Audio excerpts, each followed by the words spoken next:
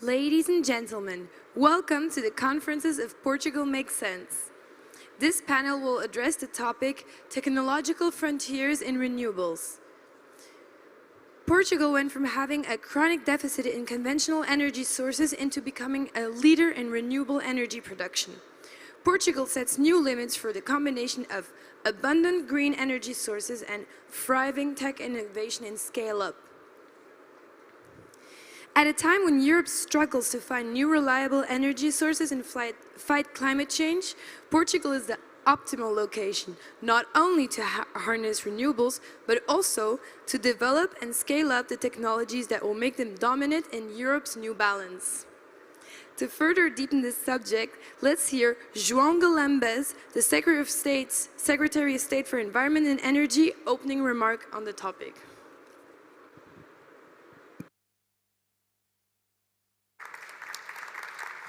Thank you. Good. Is this working? Yes? Okay. Well, dear Minister, dear colleagues, ladies and gentlemen, let me start by saluting the audience and fellow speakers and by congratulating the organizers of Hannover Messe 2022 on the excellent planning of this event. It is particularly special for me to be present in this edition of Hannover Messe because Portugal is the official partner under the motto, Portugal Makes Sense. And I'm sure that following this great initiative, relations between Portugal and Germany will come out reinforced. While standing here at the birthplace of Hannah Arendt, I cannot help but to quote her on the importance of making choices. She said, and I quote, "The sad truth is that most evil is done by people who never make up their minds to be good or evil." In what regards the climate change debate and the need for an energy transition, Portugal and the European Union made their choice when we took a commitment to be carbon neutral by 2050. This is the central aspect of the European Green Deal, which sets out a new development strategy for Europe and a roadmap for making Europe sustainable. The last 2 years were particularly challenging. A global public health crisis quickly turned into an economic and social crisis. When normality was returning, the invasion of Ukraine by Russia followed, delivering market instability and inflation of raw materials and in particular of energy. Many argue that decarbonization efforts should be put on a halt. We strongly disagree. We think that, if anything, these last years made clear that an adequate response to the most important challenge of our generation, climate change, is ever more urgent. Heightened by the pandemic and the war, the challenge is huge, but it is also more urgent than ever as we are at a turning point for recovery where investment in the energy transition is critical to ensure economic and social recovery. Increased investment in climate-friendly technologies and infrastructures generates more and better jobs. Just a couple of weeks ago, the European Commission published the REPowerEU, which aims to translate this urgency into practice.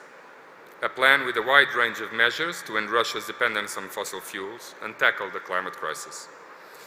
Due to its clear commitment to endogenous resources and renewables, REPowerEU opens up new possibilities for those who implement the energy transition. Probably some of you are wondering, investment in energy transition is needed, it is urgent all over Europe, so why Portugal? Why should anyone decide to invest in Portugal now? The Portuguese government made its clear choice with regards to the climate debate. We did so in 2016, when we took the commitment to achieve carbon neutrality by 2050, placing Portugal among those who advocate greater ambition in climate action. From ambition, we moved to action, particularly in the last 3 years, and we're pleased to say that we are on track to overachieve the goals we set for ourselves.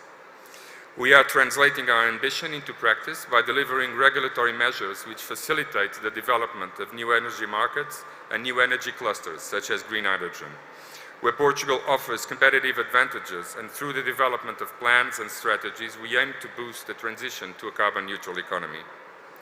Let there be no doubts, Portugal is doing its share, and it's doing more than is required to achieve the objectives of the Green Deal, to deliver on the energy transition our economies need. Behind my words, there is a proven track record and the company's engagement to prove it. In 2021, Portugal reached about 60% of renewables in electricity production. We had a target of 80% by 2030. We have now a target of 80% by 2026, or as soon as we can. It is not by chance that the sector regulator in Portugal confirms that we can reach 80% as early as 2025. We have the momentum, we have the projects, and we have the pipeline of investments that will be able to deliver these results. The commitment to renewable energies allowed us to end the production of electricity from coal in 2021. In recent months, it also allowed us to mitigate the rise in energy prices and accommodate, or mitigate, better said, its impact on consumers. Last month, we simplified procedures and shortened the licensing deadlines, both for renewables and for hydrogen. Although Portugal already has one of the fastest permitting procedures for wind power in the EU, in the short term we will further enhance and speed up permitting granting procedures for solar and for renewable gases in general. Greater penetration of renewables in the energy mix implies diversifying energy supply and reducing energy dependence, which has a positive effect on energy prices, with the benefit to all consumers. It also means more and better jobs and economic growth. We are confident that our current bet on green hydrogen, renewable gases in general, solar photovoltaic, onshore and offshore wind, and on the batteries value chain will have a similar effect. Governments have an important role to play in the energy transition process, whether by setting clear paths in strategic planning and pointing at directionality in investment and coordinated efforts. We need to work within the EU to end Russian fossil fuel dependence. We need to establish regulatory environments that favor investment and incentives to facilitate and accelerate this needed energy transition. The private sector, of course, has an equal role where compared to governments. In practice, it will be the private sector, energy giants, SMEs, and others in between who will operationalize and invest mainly in the energy transition. Most of the investment required to operate the energy transition is, and already is, and will always be private. If there is no business case for investors, if there is no profit to be made, companies will go elsewhere, and money will serve other purposes.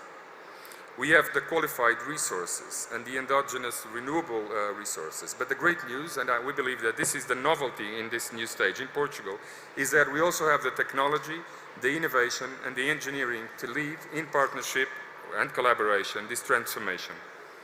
And this edition of the Renova Messa is a testimony to it, highlighting companies and technologies with Portuguese DNA.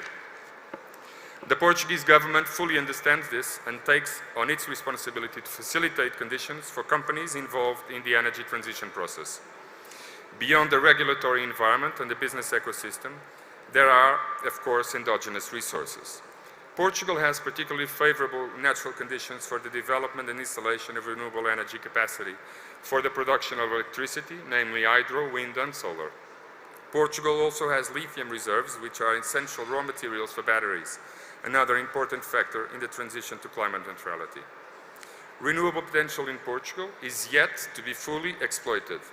In order to take full advantage of endogenous resources, conditions will have to improve, especially on the permitting level, and this is something that we are quite committed to. The new legal framework of the national electrical system that assumes itself as with a strong bent towards innovation and that breaks countless administrative barriers offers a unique possibility to increase the production of energy from renewable sources. As the more mature technologies pave their way, in particular onshore wind and solar, allowed us to trace the path for the energy transition, offshore renewable energy allows us to expand this trajectory. Offshore wind is no longer a synonym with bottom-fixed turbines. It now encompasses floating wind power generation, better suited to be deployed in many locations on the Atlantic shore, namely Portugal. The fact that Portugal has a grid infrastructure along the coast, which will be significantly reinforced in the coming years, allows the future extensive use of this technology. To take full advantage of this renewable resource, the government will start its works to prepare the launch of the first auction for offshore wind. We intend it to be as soon as possible. Probably it can only be in 2023, but we'll do our best that it can be as early as we can. And the only thing that we can say at the moment is that it will be large. It will be above 6 to 8 gigawatts. Ladies and gentlemen, energy transition is a process which brings challenges, but above all, opportunities. And only with every energy stakeholder contributions and strong commitment will it be possible to operate a just and cohesive transition. We have no time to hesitate. We can be flexible in solutions, but we have no margin to fail our goals. To succeed in climate change and energy transition, it depends on the combined efforts of public policies, private investment, and the commitment of all. Given the scale and the scope of the change that we need to implement, the Portuguese government is fostering private investment, and in our view, there is no other option if we are to succeed in the energy transition process. We do this together, or we don't do it at all. Only in acting together will we be able to overcome the challenges of the Paris Agreement and the Green Deal. As the African proverb says, if you want to go fast, go alone. If you want to go far, go together. In Portugal, we know there is still a long way ahead, which is why we are welcoming like-minded partners to work together with us. There are absolutely no doubts to our mind that the path that Portugal is pressuring is the correct one. I started quoting Hannah Arendt on the importance of making choices. I conclude assuring you that the Portuguese government stands ready to help you make your minds and take the good decisions of investing in Portugal. Choose Portugal.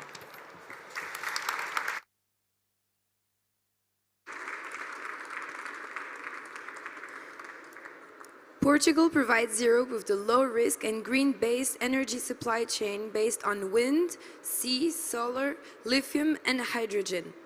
This topic will now be discussed by Adélio Mendes, professor at the University of Porto, Faculty of Engineering, André Pina from EDP Renewables, José Maria Veiga de Macedo at Galp Energia, Nuno Lopes Felipe at Fusion Fuel, and Christoph Weber from P2X. And now I will give the floor to our moderator, Heiko Staubitz from GTAI, Senior Manager Investor Consulting Hydrogen and Energy. Thank you very much. Welcome to our program today. The overall is... Hello, is it better? Okay, again, welcome to our panel today. The overall topic is Portugal makes sense. So I work with Germany Trade Invest. Germany Trade Invest, normally I promote Germany as business location. Today I will promote Portugal as business location. And I'm very happy to give you an overview and to introduce our panelists today. And our first panelist is Professor Adélio Mendes. And he is full professor on chemical engineering on the University of Porto, and he is also chief scientist of 2 large industrial projects. And Mr. Adélio will give us an overview about these projects and say why methanol makes sense in Portugal. Thank you. Thank you very much. Morning, and I'd like to acknowledge the organization of this meeting by ICEP that invited me. So today I'm going to speak about 2 things: green methanol and methane decomposition and methane pyrolysis. Why methane, green methanol? Because green hydrogen is difficult to store and to transport. It's quite expensive. So we have this idea of producing hydrogen by electrolysis using natural resources, mostly sunlight, which produces quite low price electricity. So we are thinking that our electricity, renewable electricity, costs in average 45 euros per megawatt hour. So we have this green hydrogen that is produced. Then we capture the carbon dioxide that is emitted by the biomass boilers, which is quite cost effective, about 30-35 euros per ton that we can get it. We make the 2 to react to produce methanol. And the great advantage of this is this reaction is quite efficient. So you can produce at very low cost methanol, and we estimate that this cost is between 450 to 500 euros per ton, which compares very nicely with the last price from Methanex for fossil methanol, which is 570 euros per ton. So it's cheaper. So we are developing an old value chain of this technology. We are developing the software for managing the plants to make the best of the resources. We are developing new processes more adequate to this reaction, which is different from the previous reactions to produce methanol. We are developing new technologies for capturing and purifying carbon dioxide to make it cheaper and more effective. And why, you may ask, why methanol? Well, methanol is considered a very effective fuel for marine applications. Not only. You can put in your car.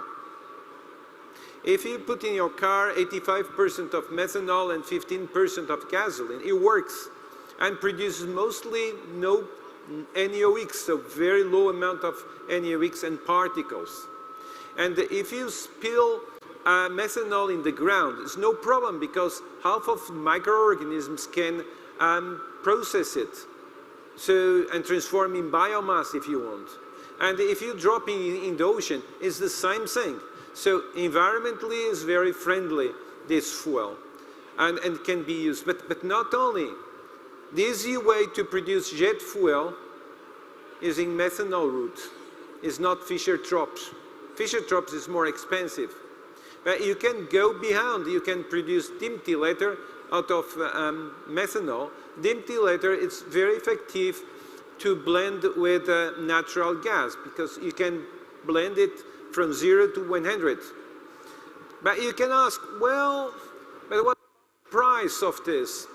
If I imagine that methanol, green methanol is 500 euros, it costs 90 euros per megawatt hour. You can compare the energy from natural gas. Right now, it's about that. It was around 98 euros per megawatt hour. And so methanol, it's easy to transport because it's liquid. It's easy to store because it's liquid. So it's much, much cheaper. And you can say, okay, but hydrogen, I use hydrogen to make methanol.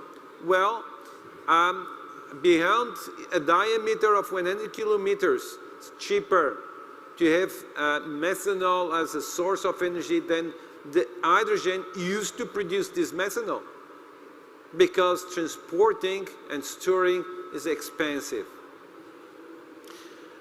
The other technology I want to bring here to speak about it's really a breakthrough technology. It's named methane decomposition or methane pyrolysis. I pick up on methane and I convert in carbon and hydrogen.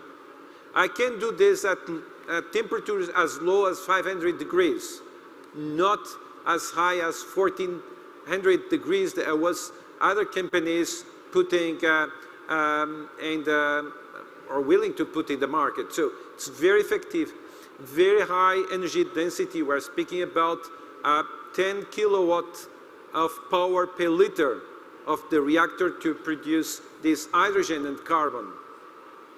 And you may say, well, it may be more expensive than hydrogen produced by the conventional process of steam reforming. Not really like that, because you have to take into account the value of carbon dioxide emissions that now are in the range of 80, 90 euros per ton. But not only, if you use biomethane and you make the composition of this biomethane in carbon and hydrogen, actually you are removing carbon dioxide from the atmosphere. You are introducing this in biomass, you pick up in biomass, you produce biomethane, and then you transform this carbon in solid carbon. So we are removing carbon dioxide actively from the atmosphere when you are producing this hydrogen. And at the end, this is the cheapest hydrogen you can get from any other process, compared inclusive with the steam reforming of methane. So it's really a disruptive technology that is being developed and soon will be viable in the market. It's an amazing approach. And these are the two technologies I would like to share with you about green fuels. Thank you very much.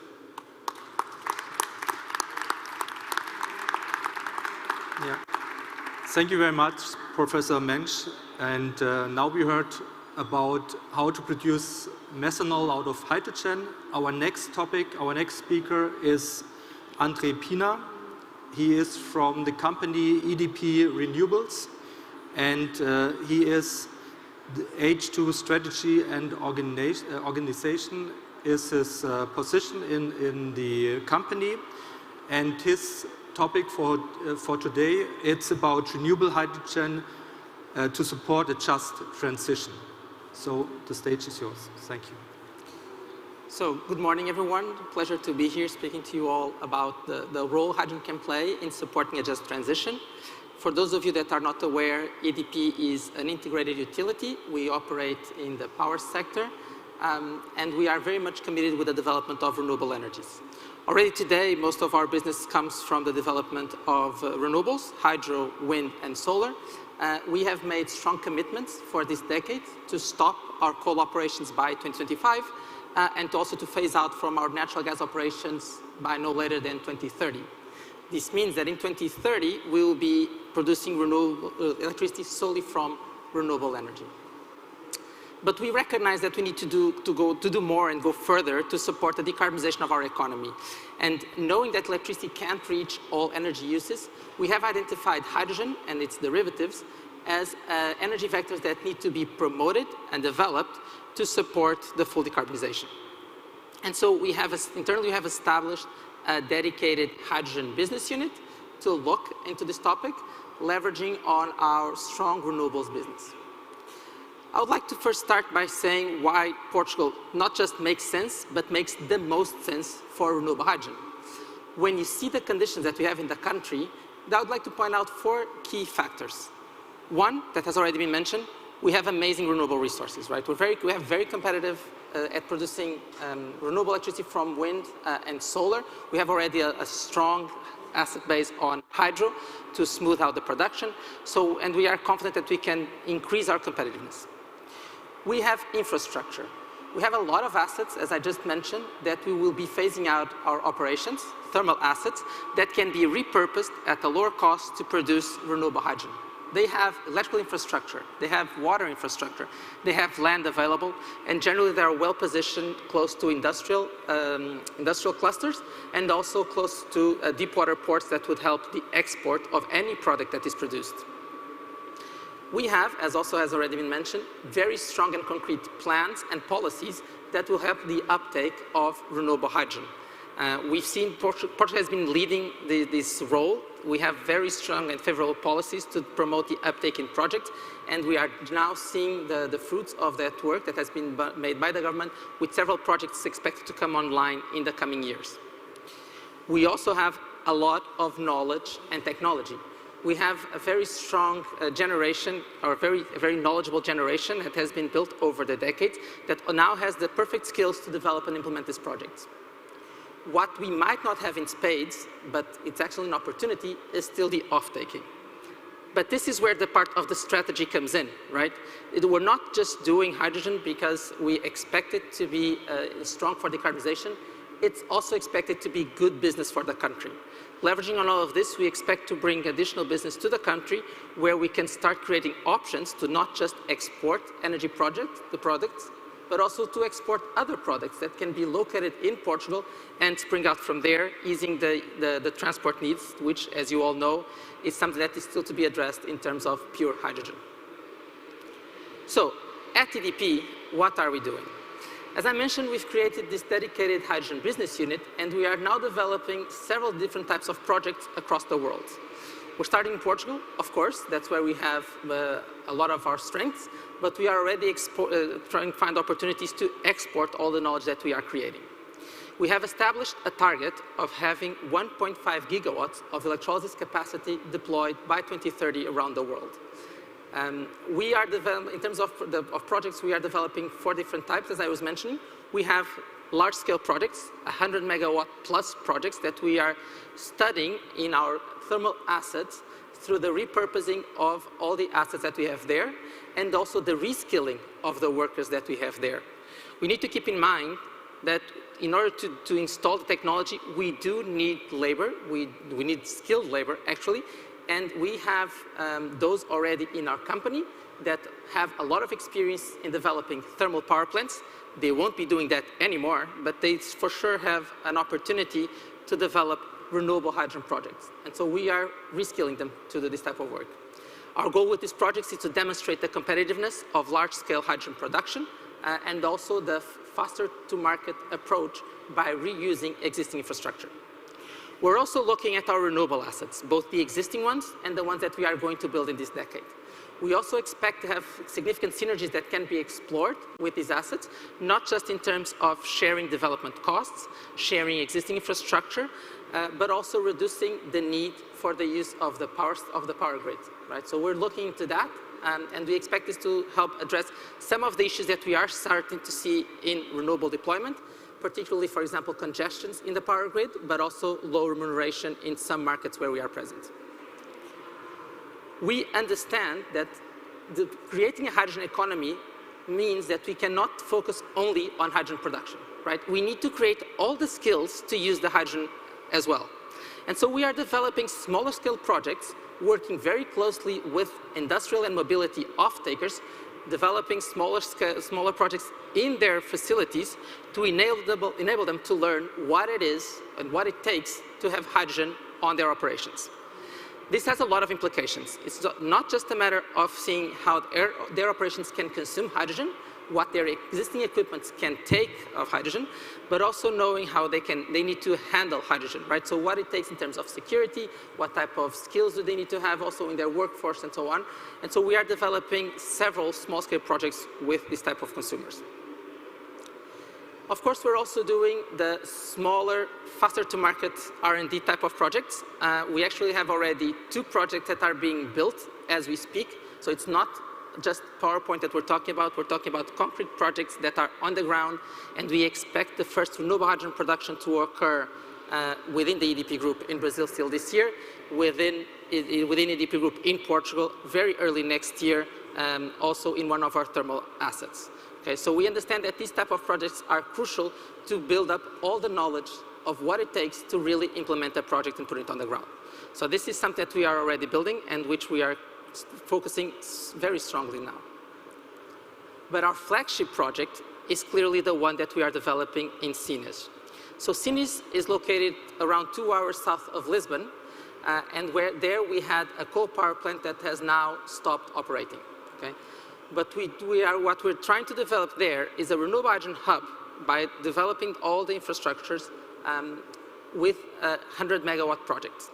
So this project was one of only 3 projects selected by the European Commission to support with funds from the EU Green Deal. We are doing this in partnership with 13 other companies, including GAP, that is here with us as well. And the goal is to develop an innovative 100 megawatt facility that will produce hydrogen to distribute to the refinery owned by Galp, but also either inject in the natural gas grid or to distribute through local off-takers that might want to join the project. With this project, we are already developing all the necessary studies, engineering studies, to implement it. We expect, if everything goes well, to have it coming online by 2025. And with the EU Green Deal, we have selected 30 million euros to develop the project. We have selected technology. We're working already closely with technology providers to make sure that everything goes well, that we are able to leverage on all the cost savings that we can get so that we can demonstrate at the European level first, but then at the global level, that a just transition can be made for regions that were heavily reliant on coal. We're very excited at what the future brings. We are confident of our choice to start with Portugal, and we're going to make sure that we contribute as much as we can to help the decarbonization of our economy. Thank you so much.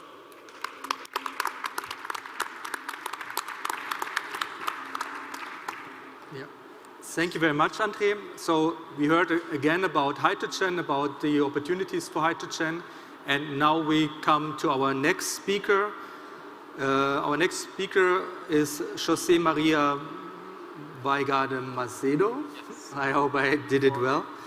And he worked with Galp Energy, and he is head of battery value chain. So now we come to another topic, and his presentation will be about lithium battery value. The lithium battery value chain. The floor is yours. Thank you. So first of all, thank you, Mr. Minister, Mr. Secretary of State, members of the government, Mr. President of AICEP, for the continued support in this Hannover Messe and overall for the effort to be with us in this journey, and to all the other attendants for your interest in this topic. Let me just, some of you know who Galp is. Many of you may have not heard about us before. We are one of the biggest companies in Portugal in terms of market cap. We have a market cap of 8.9 billion. And our core business so far has been oil and gas, from production, refining, distribution, and sale of petroleum products.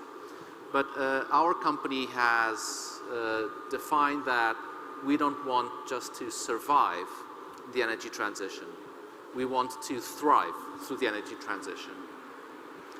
And that's why we took bolder moves, and we decided to invest in low carbon businesses. We decided that between 2021 and 2025, we would be allocating 50% of our net capex in low carbon businesses. We are investing in renewables, where we have a 9.6 gigawatt portfolio in several geographies, such as Brazil, Spain, Portugal, and most recently, Italy. Hope everything's okay. Very good. In any case, so we are investing in renewables with several projects under different phases of development. We are investing in hydrogen with a final investment decision on a 200 megawatt project by the end of 2023, and with the ambition to produce 1.5 gigawatts of green hydrogen by 2030. We are also planning to have 10,000 charging points by 2025. And finally, and what I come to here today to speak to you about, we are also investing in the battery value chain. In relation to the battery value chain, what we can say is that the EU is facing enormous and stiff competition from Asian players. About 80% of raw material refinery has been located in China up to 2020. And China had a market share of 77%, 80% on battery cell production globally.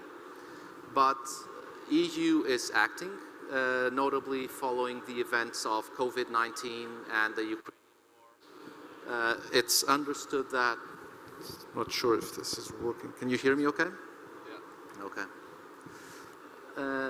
And I need to do like this, otherwise. The European Union has committed to be carbon neutral by 2050. The EU plans to sell 10 million EVs per year by 2030, and it has the ambition to be the second largest producers of battery cells.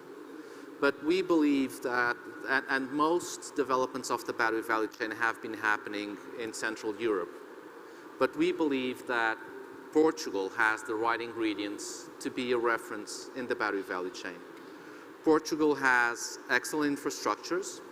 It has energy price, it has clean energy at competitive prices.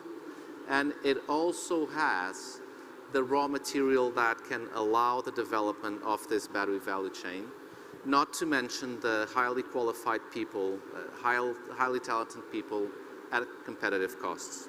So that's why we believe Portugal is the right choice. We've selected the battery value chain. We can say that it has 6 segments, from mining, conversion, cathode production, cell manufacturing, EV production, and recycling.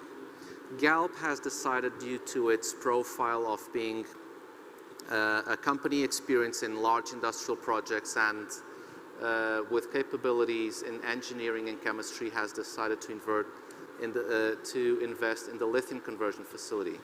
But we are also looking at other opportunities, such as battery recycling. As a matter of fact, we are currently undertaking a scoping study to understand what's the best technology to select in the process, and hopefully we are close to selecting and partnering with a technological partner that would allow us to move forward in this project. In any case, our focus is currently in the lithium conversion. But we are not doing this on our own. We entered into a joint venture agreement in December with Northvolt on a 50-50 basis. Northvolt is one of the most active players in the battery value chain in Europe. Europe plans to be the biggest manufacturer of battery cells in Europe and plans to be the strategic supplier of car manufacturers such as Volkswagen, Volvo, Scania, BMW. So it is a solid partnership. And our plan is to build a lithium conversion facility in Portugal. We have secured title to the land. Our plan is to take a final investment decision in 2023 with the objective of starting to produce lithium hydroxide by 2025. This is roughly corresponds to the feedstock needed to feed the production of 650,000 EVs per year. We find this to be a very exciting opportunity. We hope that this is just the first step towards the development of a local battery value chain, and definitely a very exciting project, and hopefully to have many others following it, other segments of the value chain. So this is what I would like to present you. Hopefully you find this as interesting as the excellent presentations of my colleagues. And that's that. If you have any further information, we will be in Hall 13. I think that's the right number, 13. Thank you very much for your attention.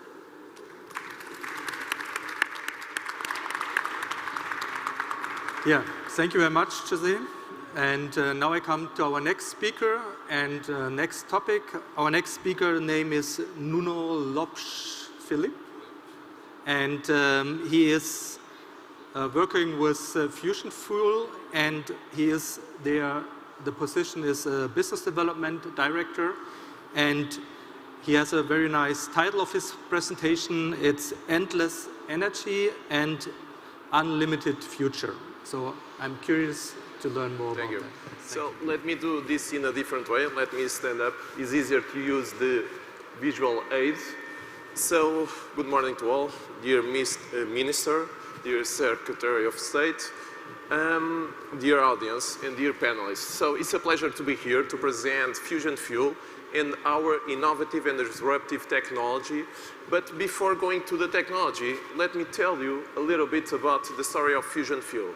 So our founders started with the CPV technology back in 2007. So this was a technology with the aim to produce electricity. Then in 2013 and 14, with the entering of the Chinese on the PV market, it was impossible to compete in terms of price. So that is why they decided to go in a different direction. So they already know that they have electricity, but they also had a lot of heat. With that, would be perfect to produce what? Hydrogen, green hydrogen. That is why in 2018, they created Fusion Fuel, which is a company based in Sintra.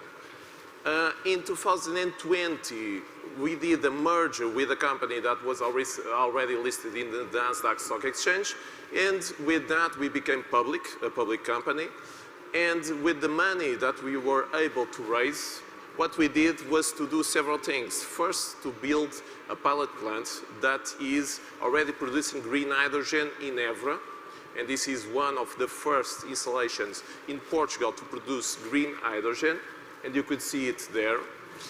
And then also to build a very important thing, which is our manufacturing facility in Benavente, which is being built right now, and will allow us to achieve a production capacity in 2024-2025 of 500 megawatts of electrolyzer capacity. And this is very important because we have, not only in Portugal but also in Europe, a big ambition to produce green hydrogen, and we need electrolyzers. And our aim is to provide that with this facility. But here, now we go to the most important thing. This is our technology, so it is our Evo Solar. It is a CPV panel that you could see there.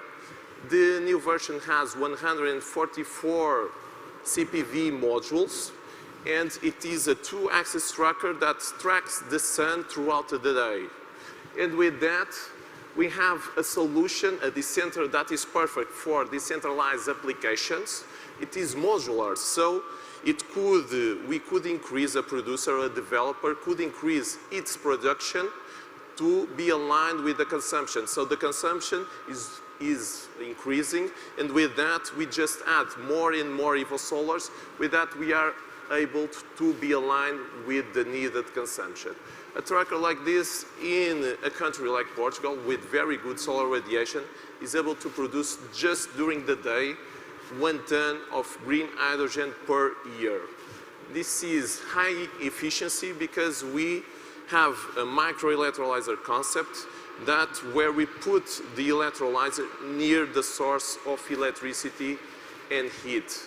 And with that, we minimize the losses of it. It produces green hydrogen at 4 bars, so low pressure, and with 2 nines of purity. But let's see how it works. So we have the tracker, then we have 144 solar modules, and this is the transversal view of a model. With that, we have the radiation that comes from the sun. With the radiation, we concentrate in a Fresnel lens, and we have a small prism that you could see over there that corrects some minor deviations of the radiation.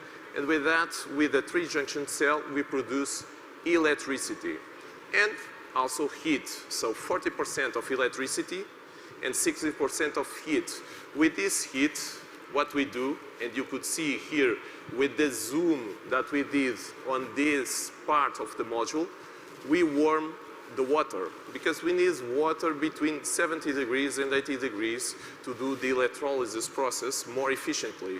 So we warm up the water, we provide the electricity, and with our Evo, we produce green hydrogen and oxygen. But now, let's look at the different applications that the green hydrogen has. So we have the Evo, we have the Evo Solar, we have a plant. But then we have all of the balance of plant. So we could have further purification, storage, and compression. With that, we could provide green hydrogens with different quality specs and also pressure specs. 2 different applications, because different applications have different requirements. The green hydrogen is not always the same. It depends on quality and pressure. And with that, we are using and we are developing projects in several different areas. So we have HRS, hydrogen refueling stations, where we provide the green hydrogen mainly to heavy-duty applications, so trucks and buses. Also projects where we blend the hydrogen, the green hydrogen, with the natural gas to decarbonize the gas grids. Also the main applications where we could have hydrogen, the green ammonia, methanol, synthetic fuels, and to use on the industry to decarbonize the heavy industry. Now let's look about the different geographies where we are present and where we are developing projects. So, of course, Portugal. Portugal, us being a Portuguese company, Portugal is our main objective, and it is where we are developing our most important projects. Also Spain, Morocco, and we are now start to developing Australia and the US, all countries with a very good solar radiation. Of course, that is best fitted for our technology. For until 2026, we have a pipeline of projects that aim to install and produce more than 110, more than that, 1,000 tons of green hydrogen, also more than 1.2 gigawatts, and a lot of CO2 avoided, and this is up to 2026. As of today, we have in Portugal, we are developing in Portugal projects, as I said, in Évora, but we are also providing our technology to different projects that were granted from the PSEUR, and we are developing them right now. Also in Spain, we are building our first HRS near the airport of Madrid with a client that is called Exolum.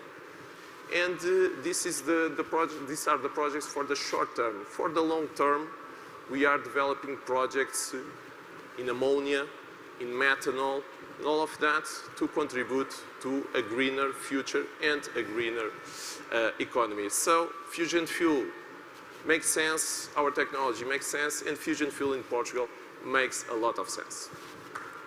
Thank you. Yeah. Thank you very much, Nuno. Before we come to our Q&A session, so there should be another speaker, Dr. Christoph Weber. I ask if he is here. Okay, so, okay, then it don't looks like, so then. He might be there checking whether it's arriving. It was late. Ah, okay, okay. Okay, but then I think we first start with some questions.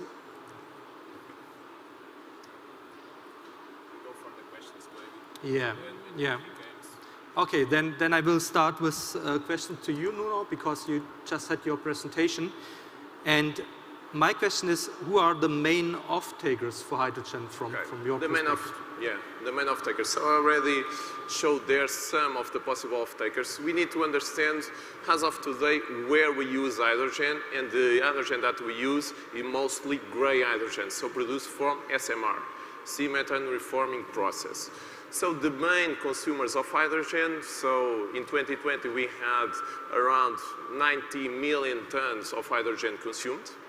They were mainly consumed to produce ammonia, methanol, also in refineries, and a part of it, a small part of it, was to produce steel in a process that is called direct reduction of iron ore.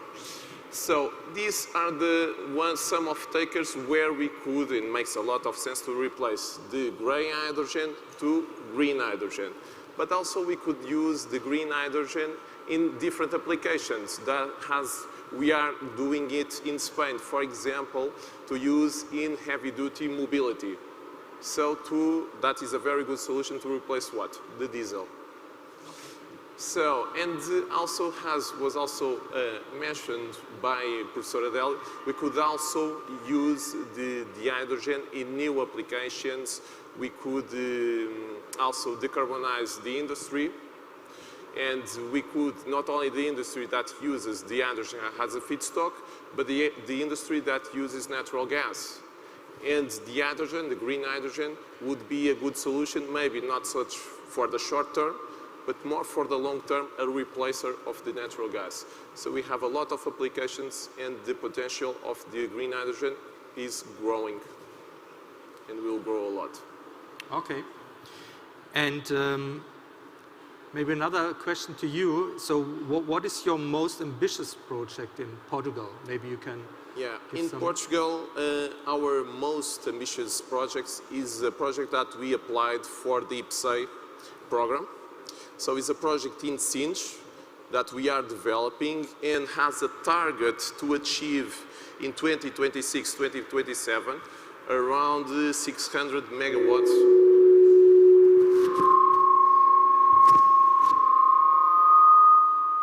It's good? Okay, it's good now.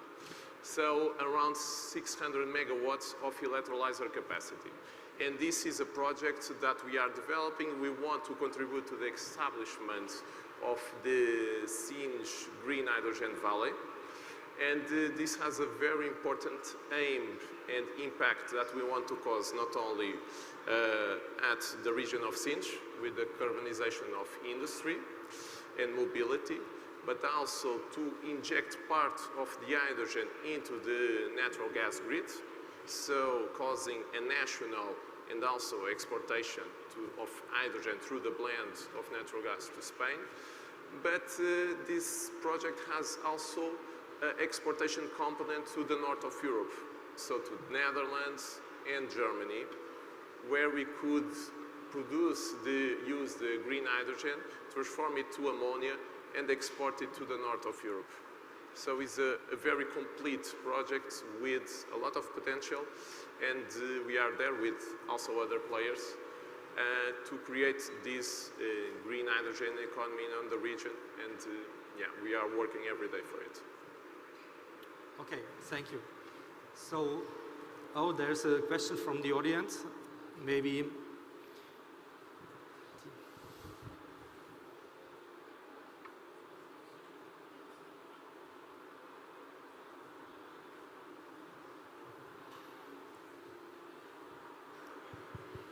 Okay, thank you very much for the presentations.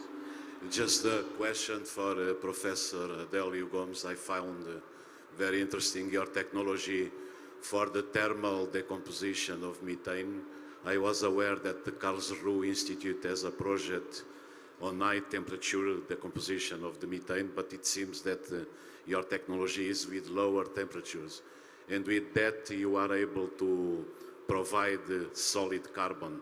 So this can be a revolution into, because solid carbon for the new materials, graphene, nanotubes of carbon, fibers of carbon can be really a new deployment of these materials. So are you thinking as well on these issues connected with the production of hydrogen? Thank you.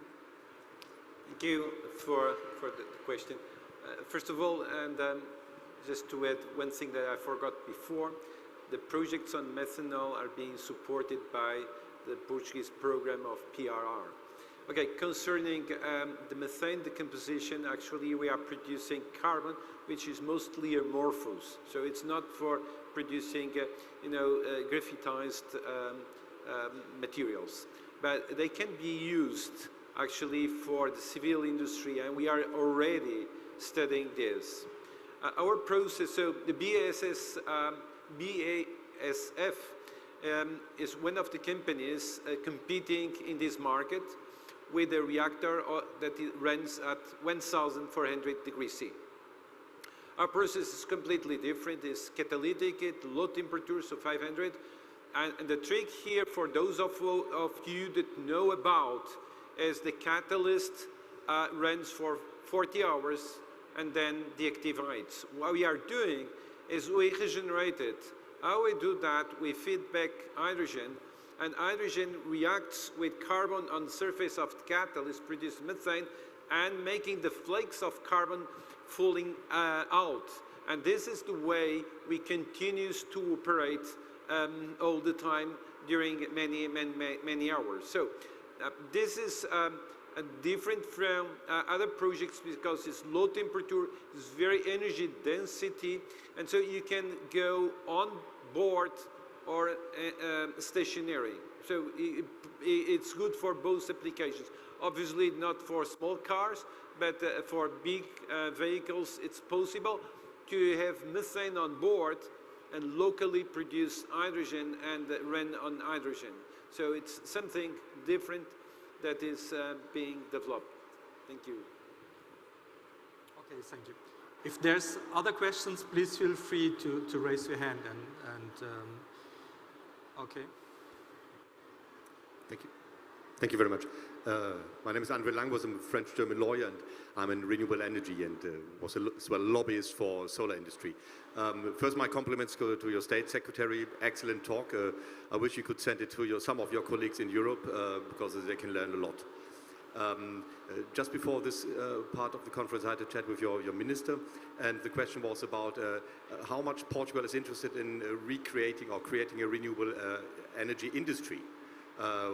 Your colleague here has mentioned the IPSAI for green hydrogen. Last week there had been a talk in Brussels about an IPSAI for PV industry, and the question is as well, would Portugal be interested to produce solar panels and take part in getting back the entire value chain to Europe?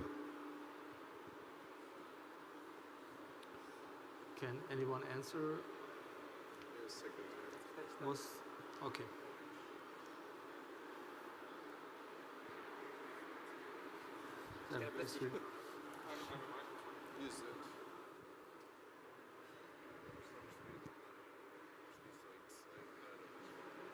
Yeah, hi.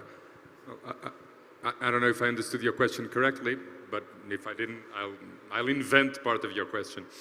I think it is critical at this stage that we focus on decarbonization, on industrialization. We've kind of lost the battle on solar PV. We can still recover it. There are some plans for that. Let's see how that goes.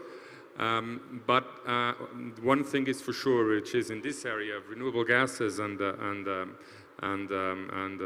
hydrogen and its related projects, ammonia, methanol, e-fuels in general, there we still have a technological advantage, and it's critical that we crystallize that advantage, that we broaden it, and at least that Europe can have a leading role industrially in some of the key technologies. Of course, if we could broaden that and recover part of the PV industry, that would be excellent. Let's see if we are still on time to do it, but we are definitely on time to do it on the gases and liquid fuels area, and it's I wouldn't compare importances, but they are quite important in this, and so let's at least fight and try to win with what we have and where we still have an advantage. Okay, thank you. Then another question to you, Andre. So we heard hydrogen had many hypes in the past. So I remember 10 years ago, 20 years ago, it was always discussed. Now hydrogen is really coming. And what do you think what makes the difference this time to the 10 years or 20 years ago? I think there are three key differences that then lead to a fourth. One is there's a clear commitment to decarbonization. Right? The willing to decarbonize is becoming stronger and stronger, and it's clear to everyone that we need hydrogen and derivative products in order to be able to fully decarbonize. The second is security. Energy security and independence has always been a strong focus of any country, but now more than ever. Right? And so it's clear to us that we need to be able to produce the renewables, the energy that we need as much as we can within our borders, within friendly countries. That's something that is quite clear for everyone. We're also seeing, this is my third one, a strong decrease in the cost of renewable electricity. We've seen this in the last decade, that the cost of solar and wind has decreased tremendously, and we expect this to continue. We're seeing now a trend in the current years with the current situation of a slight increase, but we do expect that by 2030 we will be able to achieve stronger reductions as well. And then this leads me to the fourth. If we have all of these components, we are able to start the first projects. And what we've seen in renewable energies, when we start the first projects, then we really start seeing the economies of scale and innovation coming up. And that's what we expect to see also in hydrogen. We're already seeing a lot of new technologies. We expect then to see the increasing in manufacturing capacity to also bring costs down. And so all of this combined, we do believe that now is the time to start working on renewable hydrogen. Okay, thank you. And Adeo, maybe you could give your perspective on this topic, or what, for your technology, what would be needed to really increase your, or that your, to kick off your technology? What is the need, or what is? So you mean the green methanol? The methanol. Well, we have difficult days in front because we are developing all the value chain. So the software, it's difficult. We are using models that are phenomenological, but also artificial intelligent models for managing all the factory. Developing new reactors that are adequate for this reaction is also time-consuming, and we need to have more people working around. So I should say that concerning funding, it's in principle okay. So we have the Portuguese government funding this project with a reasonable budget. It's probably more to get more people on board, and the people with talent, preparing, training people. This is more difficult. But I believe we are running, against the time and against our competitors worldwide. So we have to have the best strategy and best technology. So I guess in 2025 we'll get there with our technology. Will be difficult, but we are really betting on that. Okay, thank you. Is there any question? If not, so I have one question to you, Jose. What are the main challenges you will face to establish the lithium conversion unit? What do you think is? Well, I think that there are mainly two challenges. I think that one of them is having access to experienced people. As I referred before, 80% of the raw material processing facility up to 2020 was located in China. So it's not a process, lithium conversion is not a process that it's easy peasy. It's really something difficult, complex to achieve the battery grade quality that you need to achieve. So getting access to the right people, the right talent, someone that has done this before, it's one key challenge. I would say that there's a second key challenge, which is sustainability. We cannot do the energy transition with dirty batteries. So we need to make sure that all the segments that come before you get the battery in your EV are sustainable. So we need to work very carefully and with a lot of focus in making our process as sustainable as possible. This happens in the selection of equipment, for example, using low emission gas burning equipment or electrifying boilers, or using, as we plan to use, renewable energy to feed the facility, but also by finding elements of circular economy by our own byproducts that we'll have to produce. So I would say that the two key challenges are access to experienced people that have done this before, and sustainability, which is always in our mind. Yeah, okay, because I think also in Germany we had some of the big battery manufacturing and they consume a lot of electricity, so electricity consumption, it's a very big topic also in Germany. Is that for the production, is that also a topic? How much electricity do you think is needed for the production process?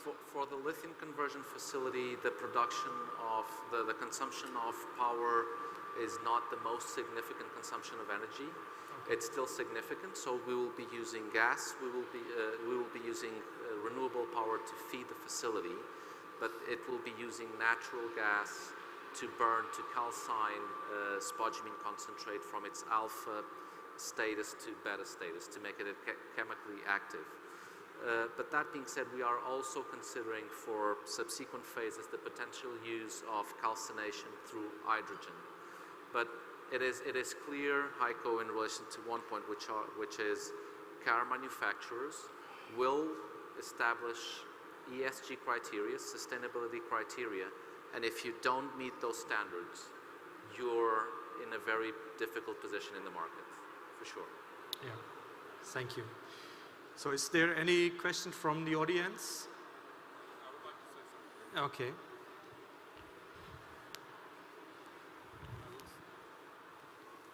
I will just speak very briefly about the project that is not here.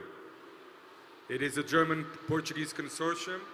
Apparently there are problems with German trains, so he's late and he won't be able to attend. I will explain briefly what the project is. It's called P2X, and it uses the low cost of renewable hydrogen in Portugal to methanize with captured CO2. They are currently assessing 2 locations in Portugal, one with biogenic CO2 capture from the paper mills in Portugal, similarly to what Professor Adélio Mendes mentioned. And possibly the project will be located in Figueira da Foz next to Navigator's, one of Navigator's paper mills. So their objective is H2, renewable H2, plus biogenic CO2 to produce renewable jet fuel to prepare Portugal and Europe for the goals of decarbonizing aviation. They're also looking at a second project with a French company, Veolia, and with Lipor, which is a public or a municipal company that does waste treatment.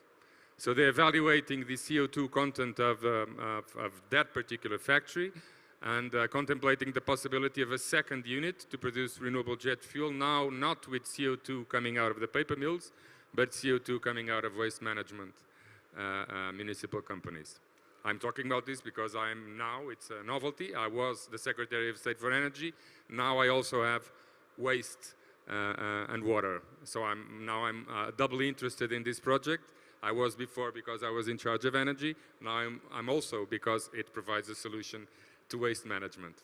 And well, the representatives of this project are not here, but since it is the only Portuguese-German project that here on this panel, I thought it was worth mentioning. Yeah. Thank you very much.